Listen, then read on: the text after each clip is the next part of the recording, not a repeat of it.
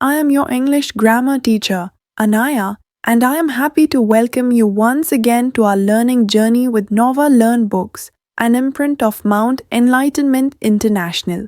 Today, we are going to learn about sentences. A sentence is a group of words that makes complete sense. Every sentence has a subject, which tells us who or what the sentence is about, and a predicate, which tells us what the subject does. In this chapter, we will learn about the 4 kinds of sentences: statements, questions, commands, and exclamations. We will also practice positive and negative sentences, yes, no questions, question tags, clauses, and simple, compound, and complex sentences. Few sentence about your grandfather. Kinds of sentence. अपने grandfather के बारे में कुछ sentence लिखिए. और अब इस chapter में हम पढ़ेंगे काइंड्स ऑफ सेंटेंस, सेंटेंस के विषय में. A sentence is a group of words that make complete sense. Sentence, वाक्य, शब्दों का वह समूह है जिसका कि कंप्लीट सेंस होता है. They are 4 kind of sentence: statement, question, imperative, exclamation. 4 प्रकार के सेंटेंस होते हैं. स्टेटमेंट, और जो स्टेटमेंट होते हैं वो नेगेटिव भी हो सकते हैं. Question, imperative, exclamation. We may greet someone, ask question, make a request और an offer, accept an offer, give advice, etcetera, using statement, imperative and exclamation. सबसे पहले पढ़ेंगे affirmative and negative sentence. Sentence can be affirmative और negative. Sentence affirmative भी हो सकते हैं, negative भी. Affirmative sentence affirm a state something, किसी चीज को अफर्म करते हैं, मतलब क्लियर करते हैं. yesterday there was a terrible fog in Delhi. This is nothing that happens every winter.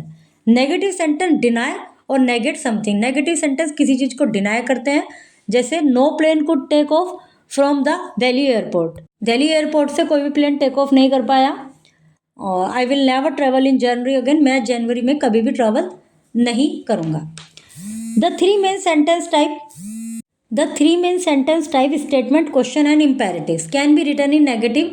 तीनों ही प्रकार के जो स्टेटमेंट है, क्वेश्चन है और इम्पेरेटिव्स हैं, ये नेगेटिव में भी लिखे जा सकते हैं. जैसे you could not have written this faster, ये स्टेटमेंट को नेगेटिव बनाया है. Couldn't you have come earlier, ये क्वेश्चन का नेगेटिव है. Don't, do not ever come late again, imperative को negative. Negative sentence can be changed into positive ones and positive sentence can be changed into negative ones. Negative sentence को positive में बनाया जा सकता है और पॉजिटिव को नेगेटिव में बनाया जा सकता है. Everest is the highest mountain peak in the world. अब एवरेस्ट हाईएस्ट माउंटेन पीक है वर्ल्ड में. जनरली यदि हम किसी सेंटेंस को नेगेटिव बनाते हैं तो हेल्पिंग वर्ब के बाद नोट लगा देते हैं, लेकिन जो यूनिवर्सल ट्रूथ है हम उसका अर्थ चेंज नहीं कर सकते. तो यदि ऐसे सेंटेंस को हमें नेगेटिव के रूप में लिखना है तो हम इस तरह से लिखेंगे: no mountain peak in the world is as high as Everest. संसार में कोई भी माउंटेन पीक इतनी हाई नहीं है जितनी कि एवरेस्ट. तो इसलिए मतलब यही अंतर है कि किस तरह से सिंपल सेंटेंस को यदि नेगेटिव बनाना होता है तो हम हेल्पिंग वर्ब के बाद नोट लगा देते हैं, लेकिन इसमें हमें मीनिंग भी चेंज नहीं करना क्योंकि यूनिवर्सल ट्रूथ है. Everybody was present at the meeting, nobody was absent at the meeting. अब मीनिंग भी चेंज नहीं हुआ और उसको नेगेटिव भी बना दिया, क्योंकि मीनिंग भी नहीं चेंज करना होगा जब हम सिंपल सेंटेंस को, किसी स्टेटमेंट सेंटेंस को नेगेटिव की तरह से लिखना चाह रहे हैं. Nobody, Akbar was the greatest of the Mughal emperor, positive है. No other Mughal emperor was as great as Akbar. Dinesh is more generous than me, I am not as generous as Dinesh. Change the sentence from the negative to positive, from the positive to negative. Negative को positive में और positive को negative में change कीजिए. Are the sentence negative और positive? Change the form of the sentence from negative to positive, from positive to negative. पहले ये बताइए कि सेंटेंस नेगेटिव में है या पॉजिटिव में है, फिर उनको चेंज कीजिए. जो नेगेटिव में उनको पॉजिटिव में, जो पॉजिटिव में उनको नेगेटिव में. Some question can be answered with yes और नो. कुछ क्वेश्चन का आंसर केवल यस और नो में दिया जा सकता है. Can you help me with my chart? Yes I can. Has Meeta finished her math project? No she has not. Such question usually start with words like a, do, are, can. इनसे start होते हैं इस तरह के question. Plus noun और pronoun. Is she, do Vishakha and her parents, can, Madhav, इस तरह से स्टार्ट होते हैं। इनका आंसर यस और नो में दिया जा सकता है। The word order in a yes or no question should be noted. It was a great victory for Vishwanath Anand. Statement. Was it a great victory for Vishwanath Anand? Grandmother is knitting a cardigan. Is grandmother knitting a cardigan? जैसे कि हमने जब negative बना रहे थे, जब बात की थी कि जनरली हम हेल्पिंग वर्ब के बाद नोट लगाकर नेगेटिव बना देते हैं, उसी प्रकार यदि स्टेटमेंट को इंटरोगेटिव बनाते हैं तो हम हेल्पिंग वर्ब को शुरू में लिख देते हैं, तो जो ऑर्डर चेंज हो जाता है उससे वर्ड ऑर्डर और क्वेश्चन वो इंटरोगेटिव सेंटेंस बन जाता है। Question that start with do और did can be answered with yes और नो। जो क्वेश्चन डू और डिड से स्टार्ट होते हैं उनको यस और नो से आंसर किया जा सकता है। Did you speak to the manager on the phone? Yes I did. However some information seeking question begin with word like which, what, when, where, why and how. कुछ क्वेश्चन जो information seeking question जो होते हैं वो इन question word से start होते हैं, WH वर्ड से स्टार्ट होते हैं, और WH वर्ड में what, which, when, where, why, how आते हैं। Such question can not be answered with yes और नो। इन क्वेश्चन का आंसर यस और नो में नहीं दिया जा सकता। Which pizza would you like? कौन सा पिज्ज़ा खाना पसंद करेंगे? तो इसमें यस और नो में आंसर नहीं दे सकते। How are you planning to finish all this work? इस पूरे काम को किस तरह से समाप्त करने का आप प्लान कर रहे हैं। व्हेन इज सारा गोइंग आउट टू प्ले? सारा बाहर खेलने के लिए कब जा रही है? तो ये ऐसे क्वेश्चन है जिनमें कुछ इन्फॉर्मेशन सीकिंग क्वेश्चन कहा जाता है, जिसमें कुछ इन्फॉर्मेशन चाहिए होती है, तो इनका आंसर यस और नो में नहीं दिया जा सकता। फिर एक्सरसाइजेज है। Question tag. Sometime when we need to ask a confirmation of our statement we add question tag. कभी कभी हम अपने जो स्टेटमेंट है उसकी कन्फर्मेशन चाहते हैं तो हम क्वेश्चन टैग ऐड करते हैं। एक question tag is a mini question. Question tag एक मिनी क्वेश्चन ही होता है at the end of the statement, statement के एंड में। This tag consist of auxiliary और helping verb, verb plus subject. ये जो क्वेश्चन टैग होता है इसमें हेल्पिंग वर्ब होती है और सब्जेक्ट होता है। With a positive statement we use a negative question tag. Positive statement के साथ हम नेगेटिव क्वेश्चन टैग ऐड करते हैं। नेगेटिव क्वेश्चन स्टेटमेंट के साथ हम पॉजिटिव क्वेश्चन टैग लगाते हैं। You will remember to finish the work won't you? मतलब जो स्टेटमेंट है पॉजिटिव उसमें क्वेश्चन टैग नेगेटिव, जो स्टेटमेंट है नेगेटिव उसमें क्वेश्चन टैग पॉजिटिव। जनरली हम कई बार अपनी बात की कंफर्मेशन के लिए ऐसे बोलते हैं, तुम तो कल आए थे ना, ऐसे, या तुम तो आए नहीं थे कल, आए थे, ऐसे। तो नेगेटिव है तो पॉजिटिव, पॉजिटिव है तो negative. Sheena is going to the railway museum with her mother, isn't she? With a negative statement we use a positive tag. Preeti want to miss her flight, will she? This fan is not working, is it? ये पंखा काम नहीं कर रहा है, कर रहा है। This question can be answered with yes और नो। इनको यस और नो से आंसर दिया जा सकता है। इन्फॉर्मेशन में तो यस और नो ही चाहिए होता है। Read the conversion. There are missing word या words in each dialogue. Conversation को रीड कीजिए, इसमें कुछ मिसिंग है उनको कंप्लीट कीजिए। Are verbs in question tag sentences interchangeable? The verb in question tag leads means to complete sentence. Interchanging it with the verb in the tag will alter the meaning of the sentence. They must practice hard. Must not they. These sentence lead us to believe that they need to practice hard. Sentence का मतलब क्या है? They must practice hard. उन्हें कठिन practice करनी चाहिए, मतलब बहुत प्रैक्टिस करनी चाहिए। Must not they. फिर इसका मतलब यह है कि they must not practise too much, must they. This sentence tell us they should not be practising hard. Clause. A clause is a group of word that form a part of sentence. Clause group of words होता है जो कि sentence का एक भाग बनाते हैं। It has subject and A predicate. इसमें सब्जेक्ट भी होता है, प्रेडिकेट भी होता है। जैसे फ्रेज में ग्रुप ऑफ वर्ड्स होता है, कुछ मीनिंग होता है बट कंप्लीट मीनिंग नहीं होता, और उसमें वर्ब भी नहीं होती। लेकिन क्लॉज में वर्ब होती है, क्योंकि सब्जेक्ट और प्रेडिकेट जो क्लॉज होता है इसमें अपना एक सब्जेक्ट भी होता है और अपना प्रेडिकेट भी होता है, मतलब वर्ब भी होती है। There are two types of clause. दो प्रकार की क्लॉज होती है, प्रिंसिपल और इंडिपेंडेंट क्लॉज, मतलब मेन क्लॉज और सबऑर्डिनेट क्लॉज। जो प्रिंसिपल क्लॉज है, principal clause is a group of word that contain a subject and a verb and express a complete thought.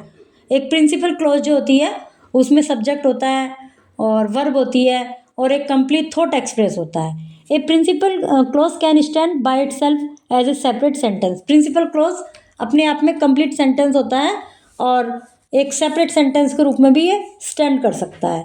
I heard the loud noise and I shrieked. Principal clause ये दोनों ही अलग अलग principal clause हैं। The chief minister in the auditorium, the entire sentence is a principal clause. The chief minister is in the auditorium, ये अपने आप में कंप्लीट सेंटेंस है और प्रिंसिपल क्लॉज के रूप में है।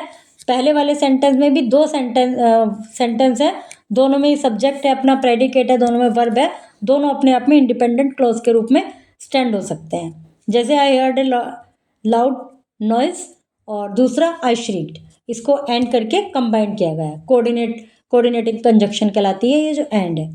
अभी हमने कंजक्शन वाले चैप्टर में पढ़ा है, क्योंकि दोनों ही जो क्लॉज हैं वो अपने आप में डिपेंडेंट है, तो ये जिस कंजक्शन से जोड़ा जा रहा है इनको वो कोऑर्डिनेट कंजक्शन कहलाती है और ये कोऑर्डिनेट क्लॉज कहलाते हैं।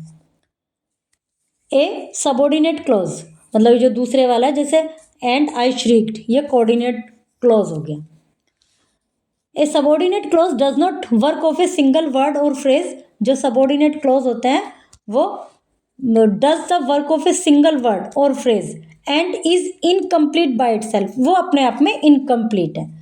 और सिंगल वर्ड तो अपने का तो कार्य कर सकते हैं, वो फ्रेज का तो कार्य कर सकते हैं, बट अपने आप में इनकम्प्लीट होते हैं। So it must be join to the main clause, फिर उनको मेन क्लॉज से जॉइन करके ही कंप्लीट मीनिंग होता है।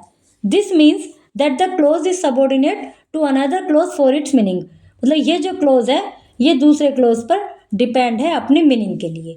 जैसे when I heard the loud noise I jumped, I jump तो अपने आप में कंप्लीट है, लेकिन when I heard the loud noise ये कुछ अधूरा सा है, तो ये सबऑर्डिनेट क्लॉज है। When the chief minister is in the auditorium please switch off your cell phone, please switch off your cell phone अपने आप में भी कंप्लीट लग रहा है, लेकिन जो पहले है जो रेड से लिखा हुआ है ये सबऑर्डिनेट क्लॉज है, क्योंकि इसको अपने कंप्लीट मीनिंग के लिए दूसरे सेंटेंस के साथ जोड़ना होगा। Read this poem by T.S. Eliot, identify the underline parts as principal और सबऑर्डिनेट क्लॉज और फ्रेज। जो अंडरलाइन पार्ट है वो प्रिंसिपल क्लॉज हैं, सबऑर्डिनेट क्लॉज हैं या फ्रेज हैं। Tick the principal clause, principal clause को टिक कीजिए। अब है सब्जेक्ट और predicate. When we form a sentence we name a person और thing and say something about the person और थिंग। जब हम सेंटेंस बनाते हैं तो एक पर्सन और थिंग होता है सेंटेंस में, जिसको हम सब्जेक्ट कहते हैं, फिर उस पर्सन और थिंग के विषय में कुछ कहा जाता है जिसको प्रेडिकेट कहते हैं। The part of the sentence that name a person और thing is called subject. The subject can be a word और a group of words. Sentence का वह भाग जो पर्सन और थिंग को इंडिकेट करता है वो सब्जेक्ट कहलाता है। वो एक शब्द भी हो सकता है और कई शब्द भी हो सकते हैं। The part of the sentence tell us something about the subject is called the predicate. Sentence का वो भाग जो हमें उस सब्जेक्ट के विषय में कुछ बताता है वो प्रेडिकेट कहलाता है। प्रेडिकेट भी एक, और इसमें वर्ब होना जरूरी होता है। It can be a word और ए ग्रुप ऑफ वर्ड्स, ये एक शब्द भी हो सकता है और कई शब्द भी हो सकते हैं। जैसे the new student walked into the class, the new student subject, walked into the class predicate. जहाँ सेंटेंस में वर्ब होती है वहीं से प्रेडिकेट पोर्शन स्टार्ट हो जाता है। ए स्टफ्ड मथ was on display at the Museum of Natural History. A sentence that has one subject and one predicate is a simple sentence. एक ऐसा सेंटेंस जिसमें एक सब्जेक्ट है एक प्रेडिकेट है तो वो सिंपल सेंटेंस होते हैं। Thus both sentence above are simple sentence. ऊपर वाले दोनों सेंटेंस सिंपल सेंटेंस है। Each simple sentence has one principal clause, और हर सिंपल सेंटेंस में एक प्रिंसिपल क्लॉज होता है, मतलब वही मेन क्लॉज होता है, वही अपने आप में कंप्लीट क्लॉज होता है। समटाइम देयर में be more than one subject and predicate in a sentence. कभी कभी सेंटेंस में एक से ज़्यादा सब्जेक्ट और एक से ज़्यादा प्रेडिकेट होते हैं। जैसे Nalini is well but her brother is ill, तो दो सब्जेक्ट हो गए, दो प्रेडिकेट हो गए। जैसे नलिनी एक सब्जेक्ट हो गया, इज़ वेल एक प्रेडिकेट हो गया, हर ब्रदर एक सब्जेक्ट हो गया, इज़ इल एक प्रेडिकेट हो गया। अब इन दोनों को कंबाइन कर दिया बट कंजक्शन से इनको जोड़ दिया गया। तो ये जो कंजक्शन होती है ये भी कोऑर्डिनेट कंजक्शन होती है, बट एंड दोनों। आई लव मैथ एक सब्जेक्ट एक प्रेडिकेट हो गया, I love, I subject love predicate. I subject, love दूसरा प्रेडिकेट, इनको एंड से जोड़ा गया। This sentence consist of 2 part, इन सेंटेंस के 2 भाग हैं। Each part is a clause, दोनों पार्ट एक क्लोज हैं। Each clause is dependent of the other and all clauses are of the same order and rank. दोनों ही क्लॉज अपने आप में इंडिपेंडेंट है, सेम ऑर्डर के हैं, सेम रैंक के हैं, दोनों ही प्रिंसिपल क्लॉजेज हैं। The 2 part are joined by the coordinate conjunction, दोनों भागों को कोऑर्डिनेट कंजक्शन से जोड़ा गया है। Each part has its own subject and own predicate, दोनों ही पार्ट का अपना सब्जेक्ट है, अपना प्रेडिकेट है। सेंटेंस दैट हैव 2 और more principal clause are called compound clause. वे सेंटेंस, वे वाक्य जिनमें 2 या 2 से भी ज़्यादा प्रिंसिपल क्लॉज होती हैं और अपना कंप्लीट उनका अपना सब्जेक्ट होता है, अपना प्रेडिकेट होता है, दोनों इंडिपेंडेंट क्लॉज हैं, दोनों प्रिंसिपल क्लॉज हैं, तो वे कंपाउंड सेंटेंस कहलाते हैं। ठीक है, क्लियर है यहाँ तक। उसके बाद sometimes a sentence consist of 2 clause, one independent on other. कभी कभी सेंटेंस में 2 क्लॉज होती हैं, एक इंडिपेंडेंट एक डिपेंडेंट। जैसे मतलब एक जो डिपेंडेंट है वो दूसरे पे, एक क्लॉज जो इंडिपेंडेंट है उस पर दूसरी क्लॉज डिपेंड है। The children went to bed, अपने आप में कंप्लीट है, प्रिंसिपल क्लॉज हो गई है। व्हेन नाइट फेल, अब ये जो व्हेन नाइट फेल है ये दूसरी वाली क्लॉज हो गई जो कि डिपेंडेंट है, पहले वाली इंडिपेंडेंट, दूसरी वाली dependent. My teacher who read my essay said that although I had written it well, I had not used the correct punctuation marks. The underlined parts of the 2 sentences are above are principal clause. ऊपर के दोनों sentence में जो underline part है वो principal clause है। जो ये चिल्ड्रन वेंट टू बेड है इसमें भी अंडरलाइन कर लीजिए, तो ये प्रिंसिपल क्लोज है। दूसरे में ये प्रिंसिपल क्लोज है, I had not use the correct punctuation mark. The part in colour are dependent clause, जो पार्ट कलर से है वो डिपेंडेंट क्लोज है। They are dependent on the principal clause, वे प्रिंसिपल क्लोज पे डिपेंडेंट है। They do not make sense on their own, वे अपने आप में अपना उनका स्वयं में सेंस नहीं क्लियर कर रहे हैं। तो sentence that have 1 principal clause and 1 or more dependent clause are called complex sentence. जो सेंटेंस एक प्रिंसिपल क्लॉज और 1 और मोर, एक या उससे ज़्यादा डिपेंडेंट क्लॉज रखते हैं, वे कॉम्प्लेक्स सेंटेंस कहलाते हैं। तो अभी हमने देखा मीनिंग की दृष्टि से सेंटेंस 3 प्रकार के होते हैं। स्टेटमेंट, और स्टेटमेंट नेगेटिव भी हो सकते हैं, इंटेरोगेटिव भी हो सकते हैं। और स्टेटमेंट, इंटेरोगेटिव, इम्पेरेटिव और एक्सक्लेमेटरी मीनिंग की दृष्टि से। उसके अलावा स्ट्रक्चर की दृष्टि से, उनके फॉर्मेशन की दृष्टि से 3 हो गए। सिंपल सेंटेंस जिसमें एक सब्जेक्ट होता है, एक प्रेडिकेट होता है और कंप्लीट सेंस होता है, अपने आप में एक प्रिंसिपल क्लॉज होता है। फिर कंपाउंड सेंटेंस में 2 सब्जेक्ट हो सकते हैं, 3 सब्जेक्ट भी हो सकते हैं, लेकिन हर सब्जेक्ट के साथ अपना प्रेडिकेट अलग होता है। मतलब जितने भी क्लॉज हैं सेंटेंस में वो डिपेंडेंट क्लॉज होते हैं। मतलब सेंटेंस में जितने भी क्लॉज होते हैं वो इंडिपेंडेंट क्लॉज होते हैं, उनका अलग अलग सब्जेक्ट और अलग अलग प्रेडिकेट होता है और उनको कंजक्शन के द्वारा जोड़ा जाता है, कोऑर्डिनेट कंजक्शन के द्वारा। उसके अलावा तीसरे होते हैं कॉम्प्लेक्स सेंटेंस, उसमें एक प्रिंसिपल क्लॉज होता है और उसके अलावा 2, एक से ज़्यादा 2 डिपेंडेंट क्लॉज होते हैं जो कि क्लॉज पे डिपेंड होते हैं। एक्सरसाइजेस हैं। That's all for today's lesson on sentences. Practice making clear sentences to express your thoughts confidently and correctly.